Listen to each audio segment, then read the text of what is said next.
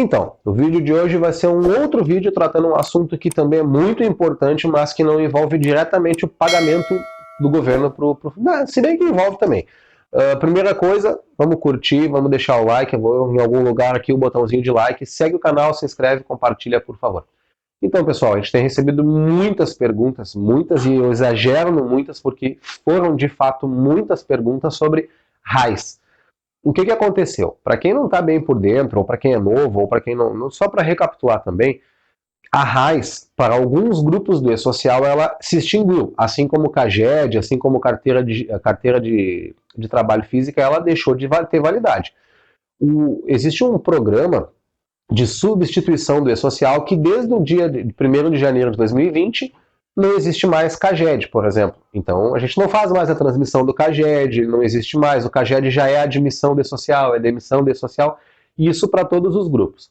A RAIs, ela foi um pouco diferente. Como a RAIs é um processo de implementação que depende de determinadas etapas do E-Social, a RAIs 2019, ano base 2019, que seria que nós entregamos até o começo de 2020, ela foi substituída para os grupos 1 e 2.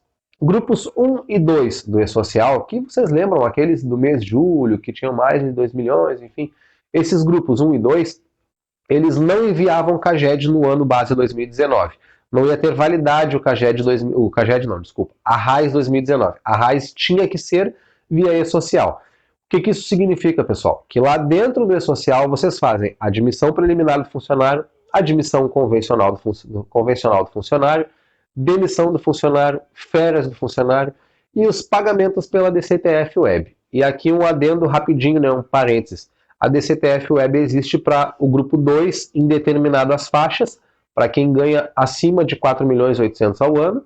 Para quem ganha abaixo desse valor, a DCTF Web ela ainda não está em prática. Mas isso não nos tira a responsabilidade de transmitir a informação da DCTF. A gente faz o fechamento e apuração do valor no mês da mesma forma.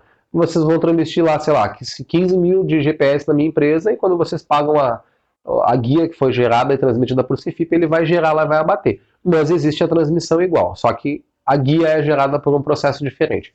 Voltando então, fechando parênteses, e o que aconteceu? Para que o funcionário tivesse lá o grupo dele, a RAIs dele completa, para quem é do grupo 2, tinha que ter sido enviado em dia a admissão dele, os movimentos dele, como férias, como demissão, suspensão e afins, do ano passado, e a empresa tem que ter enviado os fechamentos do mês. Porque o fechamento do mês é o que de fato gerou, é o que alimentou a base da RAIs, sabendo para quanto tempo, qual foi a base desse funcionário naquele mês. Então não adiantava ter entregue, por exemplo, admissão e demissão, e o fechamento do mês de agosto eu não enviei. Não adiantava, o mês de agosto estava zerado. Então o que aconteceu? Muitos casos geraram erros. A gente tem aí uma informação extraoficial que a Caixa confirmou, que os funcionários que tiveram demissão em alguns períodos geraram problemas para empresas. Mas enfim, a gente conserta, entra lá e conserta. O que acontece agora, hoje? Hoje, quem tem interesse, eu vou deixar aqui embaixo o link, vocês entram lá no portal da RAIs. Dentro do portal da RAIs, vocês conseguem emitir a RAIs. Ah, mas como assim, Cristiano? Eu vou emitir uma RAIs que eu não entreguei. Beleza, vocês não entregaram essa RAIs, mas ela foi gerada com as informações entregues do E-Social. Então, por exemplo, o Christian estava lá de janeiro a dezembro, o Christian trabalhou. E aí eu fechei janeiro a dezembro lá dentro. Aquele fechamento, aquele pagamento do valor dele é o que compôs a RAIs daquele funcionário. Então a RAIs existe, ela só foi entregue de um jeito que a gente não está tão habituado como antes, né? Mas ela está lá. Vocês podem imprimir essa RAIs, salvar em PDF, consultar e confirmar funcionário por funcionário, valor por valor, e dar uma acompanhada se houve alguma diferença, se não houve. De repente faltou algum funcionário ser transmitido no E-Social, ou algum mês alguém esqueceu, não foi transmitido. Tudo isso está ali. Tá, mas o que acontece? Meu funcionário ele não recebeu, eu errei, ou aconteceu algum problema que ele não aparece naquela RAIs, ele está zerado. Era para ele receber o valor completo, né, de 1.045, ele recebeu a proporção de 6 meses, por exemplo. Não tem problema. Vocês vão identificar o que houve, qual período que está faltando, que está incompleto, que está incorreto. Vão lá no E-Social, vão corrigir essa informação dentro do E-Social. Claro que a gente sabe que vai estar passível de fiscalização e de multa pelo atraso, né? Mas vão corrigir a informação no E-Social.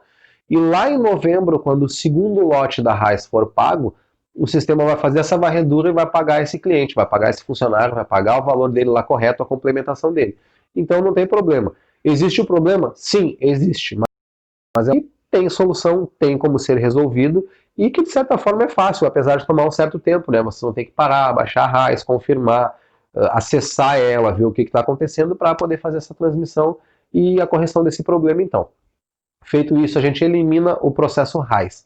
Agora, pessoal, aproveita o videozinho para relembrar. Grupo 3 do E-Social, a gente está entrando no escalonamento de transmissões, né, do fechamento do mês e da etapa 3 dos envios. E a partir do mês que vem, nós já começamos. Então, aquelas empresas que têm o hábito de pedir férias fora do prazo, de avisar, depois que o cara está em férias, avisar a empresa, que é a pessoa que, por, sei lá, eu errei o ponto, eu preciso que seja refeito, enfim, admissão retroagida.